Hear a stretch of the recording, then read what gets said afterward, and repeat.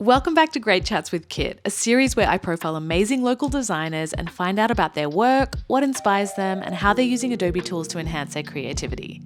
If you haven't caught up with the first episode yet, you'll find it on my channel, and make sure to subscribe to stay in the loop for future episodes. This time I visited the studio of Emma Sjaan Beukers in Melbourne. This talented designer has a playful and unique style and works on a wide range of graphic design and illustration projects.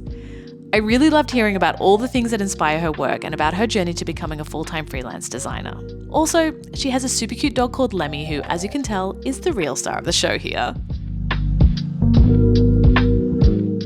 Hi, my name is Em and I am a designer and illustrator. So I am inspired by everything around us in nature. I'm a 30-something-year-old fairy kid that never really grew out of it. So everything around me is really, inspired by that. I love bringing to life the feeling and the energy and excitement that you get, when you're a kid and you're exploring in nature and you think you see a fairy or, a little spirit or something like that. So natural rituals and cycles are, a massive part of our regular life, whether you know about it or not, like our seasons, the day in itself, the moon cycle, everything is so structured and happens so behind the scenes without us knowing, but we really are affected so much by it, and kind of tapping into that makes you realize it makes things a little bit deeper, it makes things feel a bit magical. So my mob is the Nyampa mob from country New South Wales, up near Bourke and Brewarrina. So discovering my Indigenous heritage has been really affirming and comforting for me. I have always had this connection to the land and everything around me, and just having that kind of solid foundation has really just made my creative energy and expression even stronger, and I feel more connected to my creativity because of it. I love digital illustration. I love the flexibility and I guess malleability of it. I'm a perfectionist, so being able to work with something digital, I can scribble things out a million times, redo, erase, and not waste a whole bunch of paper. So as an artist, I think I have a normal amount of apprehension, I guess, towards certain aspects of AI and its uses and possibilities.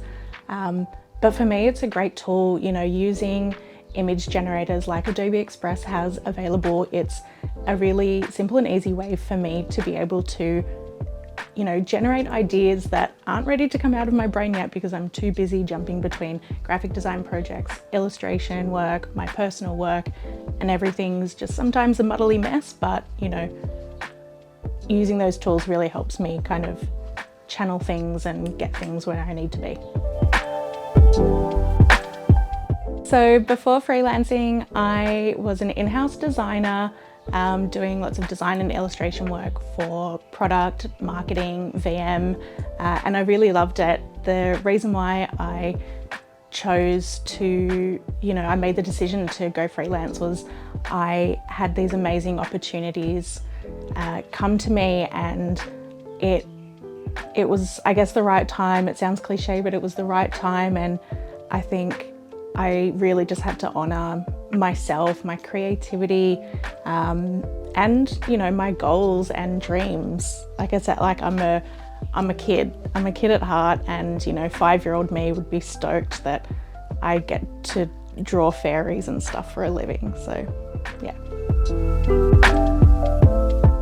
So a typical freelance workflow for me is, upon getting a creative brief or direction, I always start on paper with pencils and pens. I write the brief out, again in my own words, highlight. I take my thumbnail illustrations, take it into Adobe Illustrator, and start mocking up preliminary designs. After that, doing the final designs and putting into mock-ups if required by the client.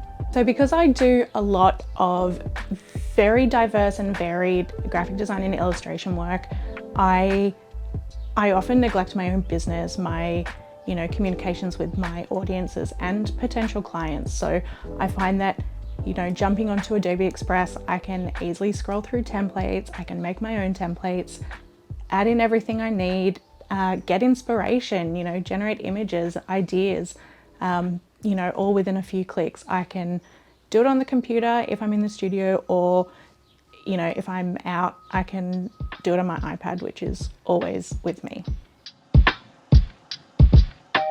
I definitely think it's easier having that kind of crossover period.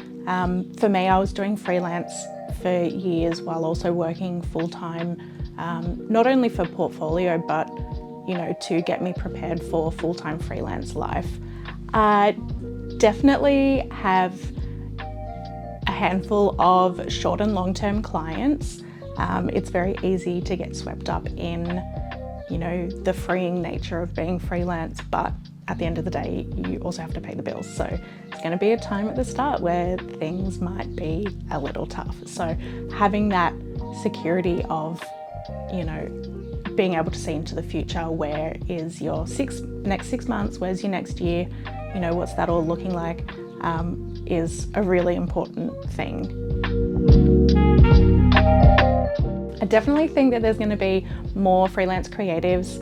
A massive reason for this is, a lot of companies and businesses are really happy with remote working, whether it's remote full-time or just a few days. I also think that, being a freelancer, you're able to branch out more than you would be able to in like a typical in-house corporate role. You can, dip your foot in animating or editing, motion graphics. The possibilities are endless, and you don't have to deal with like corporate hierarchy and all that kind of stuff as well. I had the best time visiting Emma today, and I hope you've all been inspired by her creative journey so far. I know I am. Em has designed a great template for fellow freelancers that you can remix in Adobe Express. You'll find the link to that in the description of this video. If you like this episode, please send it on to a creative friend who might like it too, and stay tuned for more to come. Thanks for watching.